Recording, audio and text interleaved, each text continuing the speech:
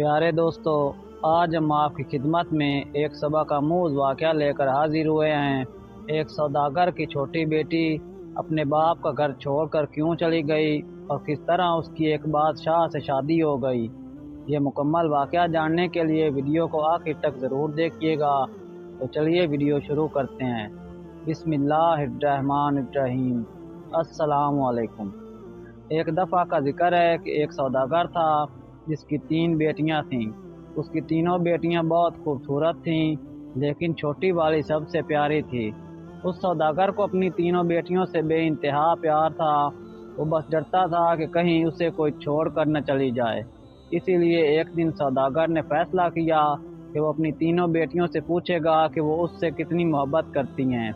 وہ یہی سوچتے ہوئے اپنی سب سے بڑی بیٹی کے پاس گیا اور پوچھا، بیٹی تم مجھ سے کتنی محبت کرتی ہو؟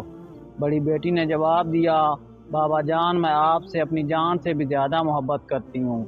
باپ یہ سن کر بہت خوش ہوا اور اپنی بیٹی کو ایک قیمتی سونے کا ہار تحفے میں دے دیا۔ پھر وہ اپنی دوسری بیٹی کے پاس گیا اور اس سے بھی یہی پوچھا کہ بیٹی تم مجھ سے کتنی محبت کرتی ہو؟ دوسری بیٹی نے جواب دیا، بابا میں آپ کو اس پوری دنیا میں سب سے زیادہ چاہتی ہوں۔ باپ بیٹی کی بات سن کر خوش ہوا اور اسے بہت سی سونے کی اشرفیاں دیں۔ اب سوداگر اپنی سب سے چھوٹی بیٹی کے پاس گیا، بیٹی تم مجھ سے کتنی محبت کرتی ہو؟ سب سے چھوٹی بیٹی نے جواب دیا کہ نمک کے برابر۔ بیٹی کا جواب سن کر باپ کو بہت غصہ آیا۔ سوداگر من ہی من میں سوچنے لگا کہ نمک تو انتہائی سستی اور معمولی چیز ہے، یہ مجھے اتنا پیار کرتی ہے۔ اور پھر سوداگر نے اسے بہت ڈانٹا اور غصے میں یہ بھی کہہ دیا کہ مجھے پتا ہے کہ تم ایک دن مجھے چھوڑ کر چلی جاؤ گی، اسی لیے بہتر ہے کہ ابھی سے اس گھر سے چلی جاؤ۔ باپ کی بات بیٹی کے دل پر جا لگی اور وہ کسی کو بتائے بغیر گھر سے روتے ہوئے نکل گئی۔ وہ لڑکی ایک ایسی جگہ سے گزر رہی تھی جہاں بہت سی گھاس اگی ہوئی تھی۔ لڑکی نے اپنے لباس کے اوپر ہی ایک اور گھاس کا لباس بنا کر پہن لیا تاکہ پہچان میں نہ آ جائے۔ اس کے بعد وہ بادشاہ کے محل کے باہر جا کر رک گئی اور باہر کھڑے سپاہیوں سے کہنے لگی کہ سنو، مجھے کچھ کام کی ضرورت ہے، کیا تم مجھے کام پر رکھ لو گے؟ مجھے سب کام آتا ہے۔ سپاہی کہنے لگا، نہیں بی بی، ہم ایسے کسی کو کام پر نہیں رکھتے، جاؤ یہاں سے۔ لڑکی اداس ہوئی لیکن پھر سے اصرار کرنے لگی، دیکھو مجھے کام کی بہت ضرورت ہے، میرے لائق کوئی کام تو ہوگا۔ اس سے پہلے کہ سپاہی انکار کرتا، ایک باورچی ان کے پاس آ کر کھڑا ہو گیا۔ اس نے شاید لڑکی کی بات سن لی تھی، اسے لڑکی پر بہت ترس آیا، اس لیے اس نے لڑکی کو اپنے ساتھ رکھ لیا۔ باورچی نے اسے سارا کام سمجھایا اور اسے اس کے سونے کی جگہ بھی دکھا دی جہاں اور بھی عورتیں تھیں۔ کسی کو اس لڑکی کا نام تو نہیں معلوم تھا۔ اس کا گھاس والا لباس دیکھ کر سب نے اس کا نام گھسیاری رکھ لیا۔ اگلے دن محل میں ہلچل مچی۔ بادشاہ ایک بہت بڑی تقریب کا کام کر رہے ہیں، اس میں ہر کوئی شریک ہو سکتا ہے۔ تمام ملازم عورتیں اپنے آپ کو سنوارنے میں لگ گئیں۔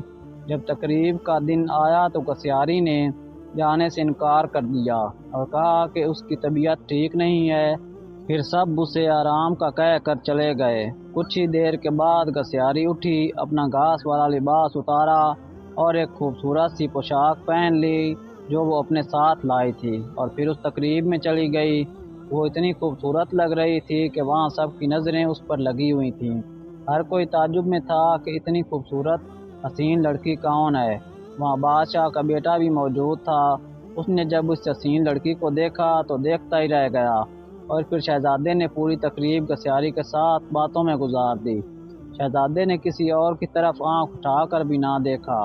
پھر گھسیاری کسی کی نظروں میں آئے بغیر محل سے واپس آ گئی۔ اگلے دن عورتوں نے کہا کہ تمہیں وہاں ہونا چاہیے تھا، کل بادشاہ کا بیٹا ایک حسینہ پر فدا ہو گیا اور سارا وقت اسی کے ساتھ رہا۔ گھسیاری بظاہر اداس ہوئی اور کہنے لگی کہ کاش میں بھی جا سکتی۔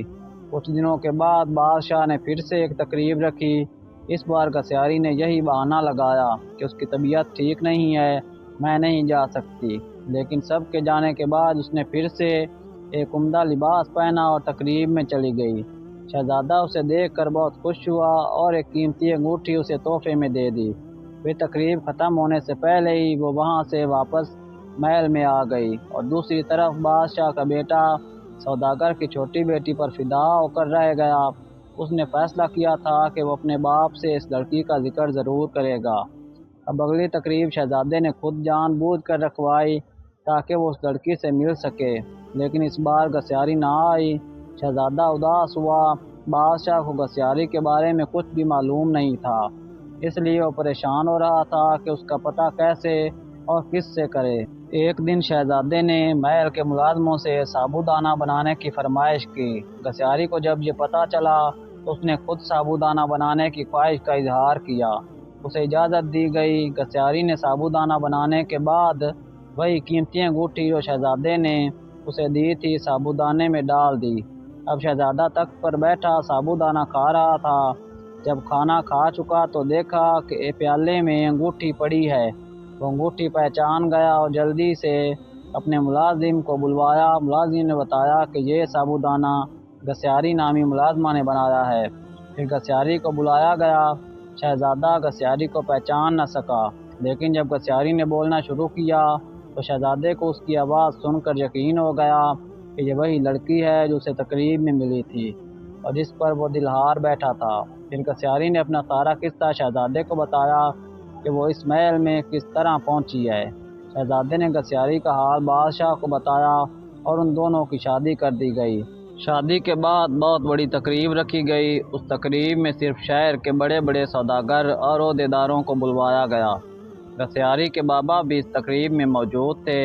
کھانے کا وقت ہوا تو دسترخوان ہر طرح کے لذیذ کھانوں سے بھر دی گئی، لیکن جب سب نے کھانا شروع کیا تو پتہ چلا کہ کھانے میں نمک ہی نہیں ہے۔ گسیاری کے بابا نے بادشاہ کو مخاطب کر کے کہا، اس میں تو نمک ہی نہیں ہے۔ بادشاہ ہلکا سا ہنسا اور کہنے لگا، کیا ہو گیا سوداگر صاحب، صرف نمک ہی تو نہیں ہے، باقی سب کچھ تو ہے نا؟ یہ سن کر سوداگر کی آنکھوں سے آنسو جاری ہو گئے۔ بادشاہ نے اسے تعجب سے دیکھا اور پوچھا، جناب آپ رونے کیوں لگ گئے؟ سوداگر نے کہا، آج میں اپنی بیٹی کی بات سمجھ گیا ہوں۔ کھانے میں نمک نہ ہو تو چیز بیکار ہو جاتی ہے، چاہے اس کھانے میں اور کتنے ہی قیمتی مسالے پڑے ہوں، لیکن نمک کے بغیر کھانا کچھ بھی نہیں۔ پھر سوداگر نے اپنا قصہ بادشاہ کو سنایا اور کہا کہ میری بیٹی مجھ سے ناراض ہو کر چلی گئی ہے۔ میں نے اسے بہت ڈھونڈا لیکن وہ مجھے نہیں ملی۔ میں اس کی طرف سے بہت پریشان رہتا ہوں۔ سوداگر نے بادشاہ کو اپنی بیٹی کا حلیہ بتایا تو بادشاہ نے گسیاری کو بلوایا اور اپنی بیٹی کو صحیح سلامت دیکھ کر باپ کی خوشی کا ٹھکانہ ہی نہ تھا۔ سوداگر نے بیٹی کو گلے لگایا اور اسے معافی مانگتا رہا۔